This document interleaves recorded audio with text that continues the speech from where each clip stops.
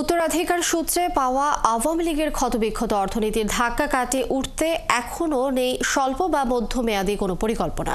বিশেষ করে সিন্ডিকেটের হাতে জিম্মি থাকা বাজার নিয়ন্ত্রণে এনে জনজীবনে স্বস্তি আনতেও নেই যথেষ্ট উদ্যোগ। আর সার্বিক রাজনৈতিক পরিস্থিতি ও সংস্কারে মনোযোগের কারণে অর্থনীতিতে গতি আনা সম্ভব হচ্ছে না বলে মনে করছেন অর্থনীতিবিদ ডক্টর দেবপ্রিয় ভট্টাচার্য। আর জানাচ্ছেন সুশান্ত সিনহা।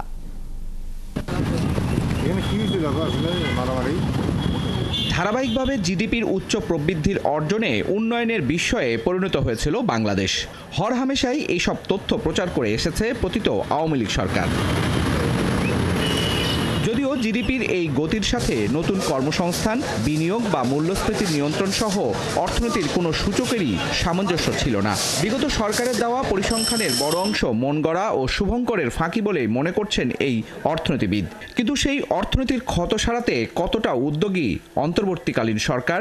বর্তমান সরকার রাজনীতিতে যতখানি বা প্রাতিষ্ঠানিক তথাকথিত সংস্কারের ভিতরে উচ্ছ্বাস প্রকাশ করে, সেই রকম উৎসাহ অর্থনৈতিক সংস্কার এবং তার অগ্রগমন এটার জন্য যেই ধরনের মনোযোগ দেওয়া দরকার, রাজনৈতিক মনোযোগ দেওয়া দরকার, আমি মনে করি জনগণের দুর্ভোগ নিরসনের ক্ষেত্রে অতখানি এই সরকার দিতে পারছে না।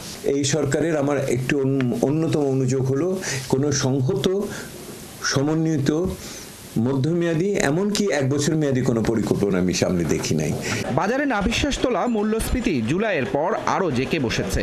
বাজারের আগুন নেভাতে সিন্ডিকেটের বিরুদ্ধে দৃশ্যমান কোনো উদ্যোগও দেখা যাচ্ছে না বলে জানান তিনি। লক্ষণীয়ভাবে কোনো সিন্ডিকেটকে ভাঙতে পেরেছি এমন কোনো দর্শনীয় ঘটনা ঘটেনি, এবং সেই ক্ষেত্রে ক্ষুদ্র আমদানিকারকদের দিয়ে এই বড়দের আমরা মোকাবেলা করতে পারছি কিনা সেটাও এখনো তথ্য উপাত্তের মাধ্যমে আসছে না।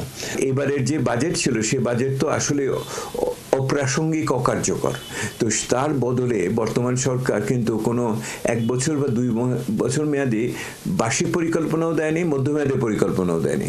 সেহেতু মধ্যমেয়াদী পরিকল্পনা না হলে যেটা হয় সেটা হলো বাজার কোনো সময় তার আস্থার জায়গা খুঁজে পায় না। কারণ আপনি তো বিনিয়োগ যখন করেন, বিনিয়োগ তো আপনি মধ্যমেয়াদী দীর্ঘমেয়াদী সময়সূচির ভিত্তিতে করেন, সেইটা এখানে আসে না। অর্থনৈতিক স্থিতিশীলতা রক্ষায় শুধু পরিকল্পনার অভাব নয়, মন্ত্রণালয়গুলোর মধ্যে সমন্বয়হীনতা দূর করাও জরুরি। এসব ক্ষেত্রে মনোযোগের অভাব দেখছেন শ্বেতপত্র প্রণয়ন কমিটির প্রধান। আমরা দেখছি মানুষের প্রত্যাশা এবং অর্থনীতিকে সচল রাখার জন্য, যেটা গণতন্ত্রের জন্য কোনো ধরনের ব্যাঘাত সৃষ্টি না করে, সেই রকম একটা দৃষ্টিভঙ্গিকে দেখছি যে এই মুহূর্তে স্বস্তির জায়গাটি নেই। একটা যে সংঘবদ্ধ আচরণ অর্থনীতির ক্ষেত্রে যেটা প্রয়োজন করে, এটা একটা মন্ত্রণালয়ের ব্যাপার না, বহু মন্ত্রণালয় এটার সাথে যুক্ত। সেই জিনিসটা কোথায় যেন অনুভূত হচ্ছে না। ওনারা হয়তো করছেন, আমরা কিন্তু অনুভব করছি না। দুয়ারে কড়া নাড়ছে রমজান, তাই মূল্যস্ফীতি জাঁতাকল থেকে মানুষকে স্বস্তি দিতে এখনই পরিকল্পিত উদ্যোগ নেওয়ার তাগিদ দেন তিনি।